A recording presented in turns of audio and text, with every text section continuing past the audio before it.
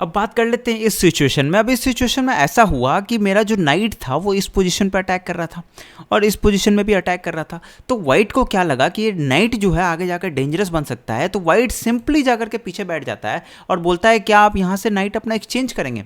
और साथ ही साथ देखो इस सिचुएशन में एक और चीज़ है कि क्वीन एक्सचेंज का भी ऑफर है।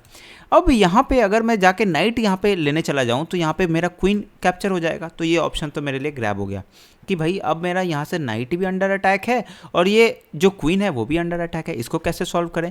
तो सबसे पहले कुछ लोग ये कहेंगे कि जाकर के आप क्वीन को कैप्चर कर लो एंड देन वो बिशप इसको कैप्चर करेगा, देन आप इधर से नाइट से कैप्चर कर लेना। लेकिन उससे होगा क्या कि जैसे ही आप क्वीन को कैप्चर करेंगे ना, ये बिशप जाकर के उसको कैप्चर करके आपके रुक पे अटैक बनाएगा। फिर से वही चीज़ होगा कि आपके दो दो चीज़ें अंडर अटैक हो जाएंगे, ये रुक भी अटैक में आ जाएगा और ये नाइट भी अंडर अटैक आ जाएगा। तो आपको ऑब्वियसली बात है, रुक ज़्यादा स्ट्रांग है तो रुक को आपको पीछे लाना पड़ेगा, देन ये नाइट यहाँ पे फॉल हो जाएगा। लेकिन क्या ब्लैक के पास कोई भी ऑप्शन नहीं था? काफ़ी देर मैंने इस सिचुएशन में सोचा और मैं सोच रहा हूँ कि इस सिचुएशन में क्या करना चाहिए, ऐसा क्या है जो हम सही तरीके से यूज़ करें। तो मैंने देखा यहाँ पे कि जो हमारा क्वीन है वो किंग को एक्सरे करके बैठा हुआ है। मतलब कि अगर रुक यहाँ से हट जाता है तो ये नाइट सबसे पहले तो यहाँ से पिन हो जाएगा। तो पहले मैंने सोचा कि क्यों नहीं जाकर के इसको कैप्चर कर लेते हैं, लेकिन उससे होगा क्या कि रुक आकर के ऊपर बैठ जाएगा और इस नाइट को एक और डिफेंडर मिल जाएगा, तो हमको कोई फायदा नहीं हुआ। अगर आप रुक यहाँ से हटाते हो तो सिर्फ आपका नाइट कैप्चर नहीं होगा, आपका क्वीन भी यहाँ पे जाकर ड्रॉप हो जाएगा। तो चलो रुक हटाना यहाँ पे तो कोई समझदारी वाली बात है ही नहीं कि आप रुक यहाँ से हटा नहीं सकते।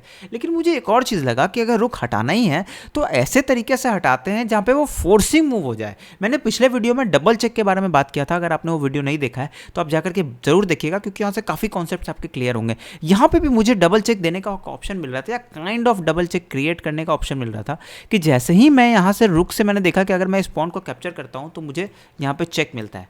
और साथ ही साथ क्योंकि ये नाइट इस पे अटैक करके बैठा हुआ है या फिर वो नाइट इसको अटैक करने के लिए आया था, तो दोनों सूरतों में मेरे पास ये क्वीन से इस नाइट को ग्रैब करने का ऑप्शन भी बन जाता है। तो जैसे ही इसको कैप्चर करेंगे तो अब इसको चेक पड़ा, चेक पड़ने के बाद दो सूरत हो सकता है। वाइट है वो अंदर चला जाए, अंदर चला गया आप सिंपली क्वीन से कैप्चर करेंगे, मेट हो जाएगा। अगर वाइट का किंग इस साइड आ जाता है देन ऑल्सो आप इस क्वीन को कैप्चर कर सकते हैं एंड देन आप नेक्स्ट मूव में इस पॉन को थ्रेटन कर रहे हैं कैप्चर करने के लिए। तो दोनों सूरत में वाइट हार रहा है, तो वाइट सोचेगा कि क्यों नहीं मैं रुक को ही कैप्चर कर लेता हूँ। और अगर मेरे कैप्चर के बाद यहाँ से रुक कैप्चर हो जाता है देन ऑल्सो मैं यहाँ से चेक दूंगा उसको कैप्चर करने के बाद। और किंग क्योंकि इधर मूव नहीं कर सकता, इधर मूव नहीं कर सकता, उसके पास सिर्फ एक ही ऑप्शन बचेगा, अंदर जाके बैठना होगा एंड देन मैं क्वीन से कैप्चर करके मेट कर दूंगा। यहाँ पे बहुत ही सुंदर टैक्टिक्स का इस्तेमाल करते हुए मैंने जाकर के इस पॉन को कैप्चर कर लिया और इसी वक्त उसने सोचने के बाद पॉन कैप्चर किया and then I give a check. King जैसे ही मूव करता है यहाँ पे हो गया मेट।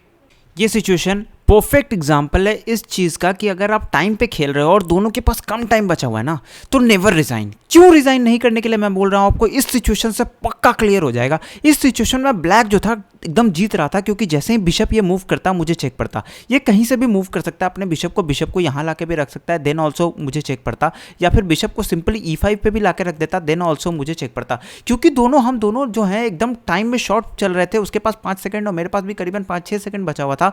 और यहाँ पे हड़बड़ी हुई और ब्लैक को कुछ सूझा नहीं। ब्लैक सोचा कि मेरे पास कोई दूसरा ऑप्शन नहीं है, अब जाकर के जल्दी से जाकर के क्वीन बना लेते हैं एक और एंड देन क्वीन एक एक्सचेंज कर लेंगे, मेरे पास एक्स्ट्रा क्वीन होगा और वो वहां से जीत जाएगा।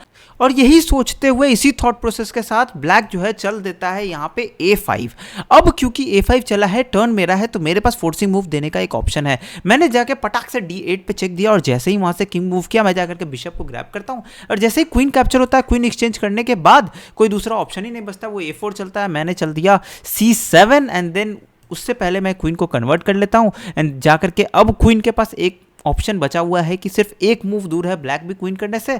मैं वहां से जाकर के सिंपल जाके पॉन के पीछे बैठ जाता हूं और यहां ब्लैक रिजाइन कर देता है।